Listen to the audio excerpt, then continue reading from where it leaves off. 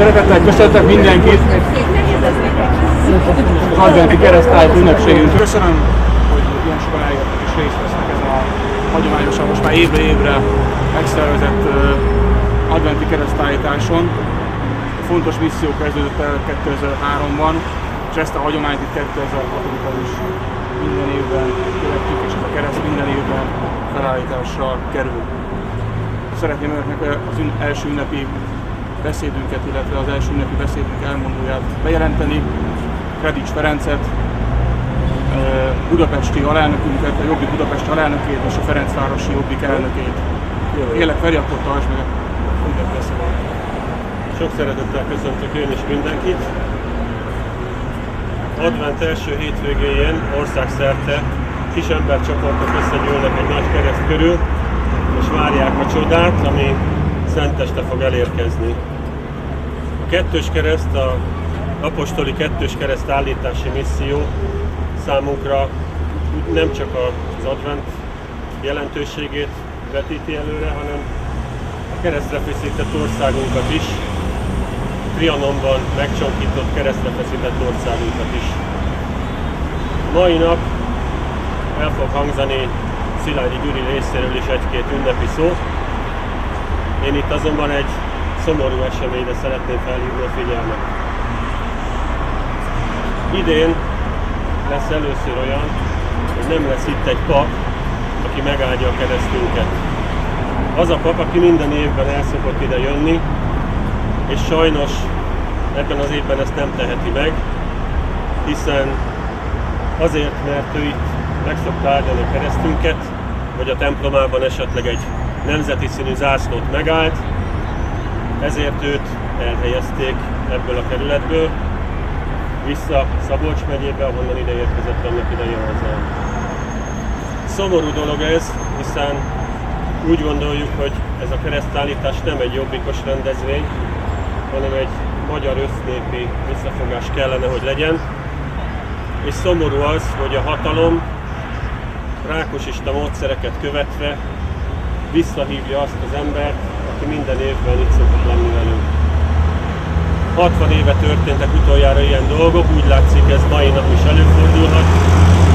Minden esetre én úgy azt kérem önöktől, hogy egy mi atyánk elmondásával emlékezzünk arra a papra, aki bátran minden évben ideállt és megáldotta a keresztünket. Mi atyánk, aki a mennyekben vagy, szenteltessék meg a te neved. Jöjjön el a te országod, legyen meg a te akaratod, miként a földön, úgy a mennyben. Minden napi kenyerünket add meg nekünk ma, bocsáss meg a mi vétkeinket, miként mi is megbocsátunk az ellenünk vétkezőknek. Ne védj minket a kísértésbe, de szabadíts meg a gonosztól, mert tiéd az ország, a hatalom és a dicsőség mindörökké. Köszönöm szépen!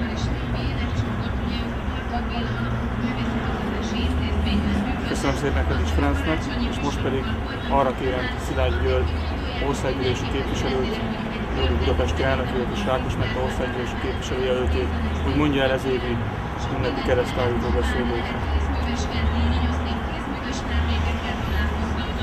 Én tisztelettel köszöntök mindenkit, az előbb elhangzott, hogy tiéd az ország, a hatalom és a dicsőség.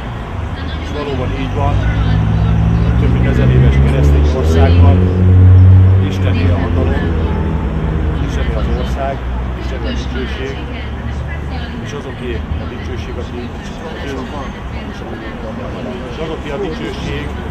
akik az ő útját követik, és valóban ilyen ember mosolygó Marcel is, és én az idén is megköszönöm neki, hiszen lélekben biztos, hogy itt van, hiszen ő teljesítette azt a hirdetését, ami miatt azt a hivatást választotta, amely hivatásnak szenteli a életét. Többször elmondom, minden egyes évben elmondom itt, hogy miért vállaltuk ezt a missziót. Többször elmondom, hogy ez a kereszt, ez nem csupán az adventi időszak kezdetét jelzi, hanem azt is, hogy kellene élni az adventi időszakban, hogy kellene ebben az országban gondolnunk erre a megáldott időszakra, hogy kellene várni Jézus Krisztus születésének a napján.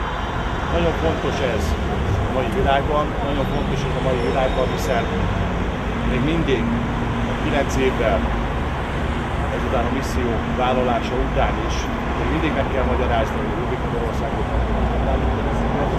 és sajnos még mindig van ma is a fővárosban egy olyan kerület, amelynek a polgármestere ezt politikai akciónak nevezi, és nem járul hozzá hivatalosan ahhoz, hogy kereszteket állítsuk szerte az országban. És a beszédem nagy részében más tollával kívánok ékeskedni. Nem a saját gondolatlanul mondanám el.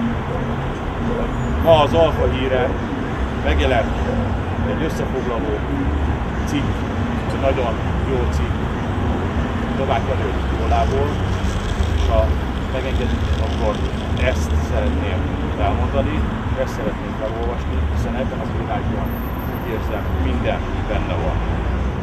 Megszületett a megfeszített, fogalmazhatjuk meg különben azt, hogy Jézus megtestesülése és megváltó szenvedése nem választható szét egymástól.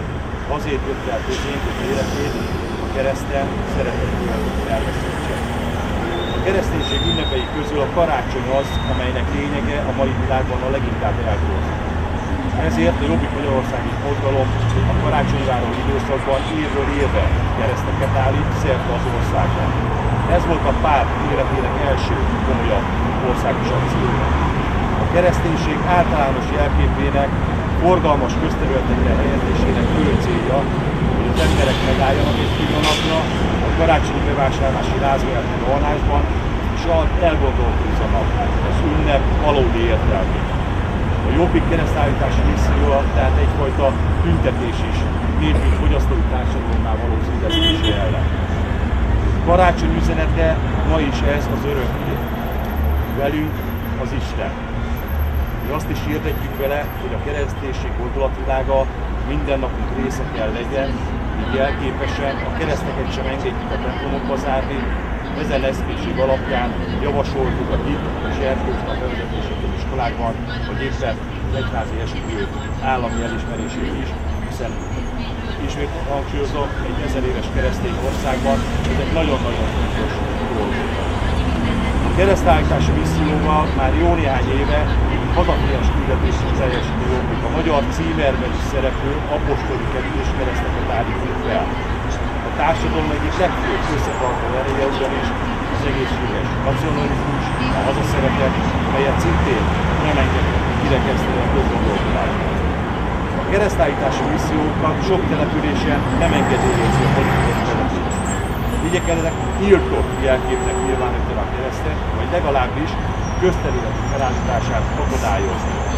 Mi azonban a megfeszített Krisztus hirdetjük.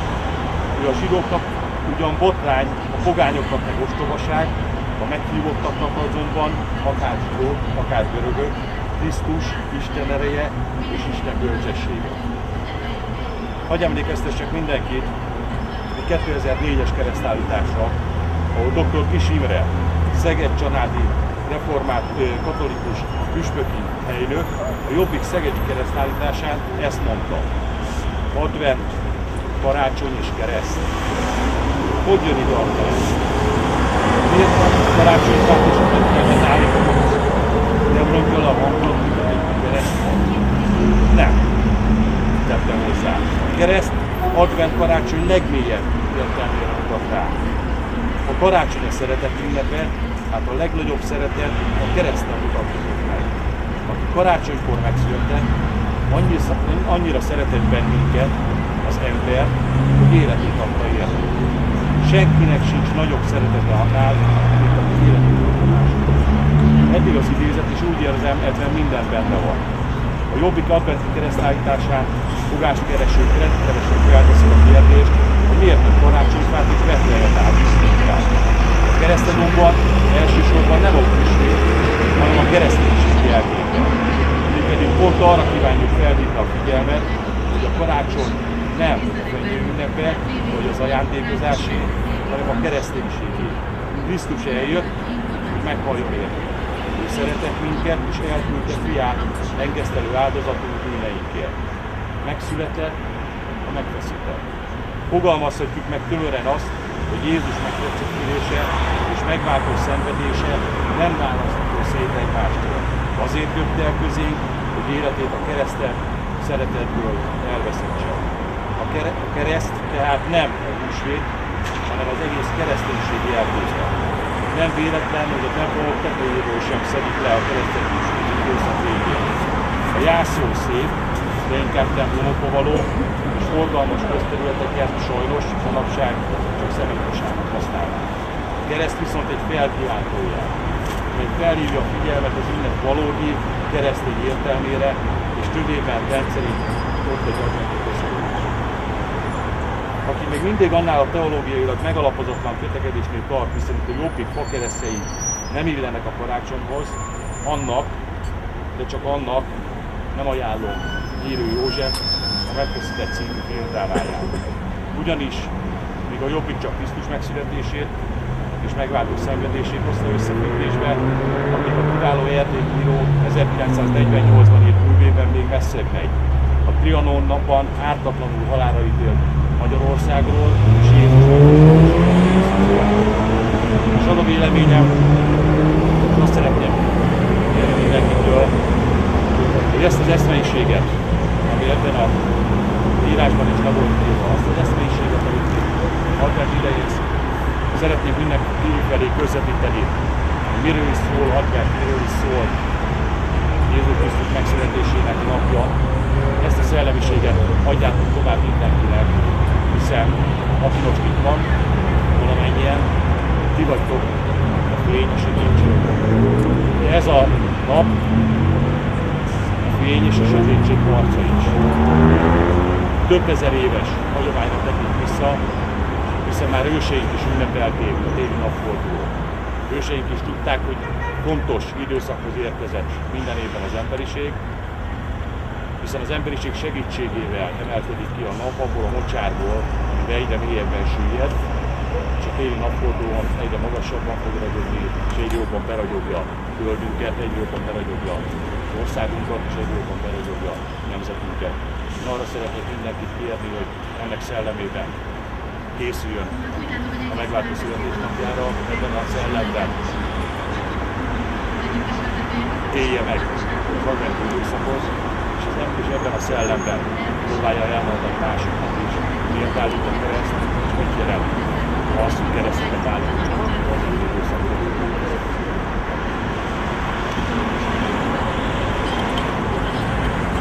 Köszönjük Szilágyi Györgynek az ünnepbeszédet. Ugye most jön az a rész, ami sajnos elmarad.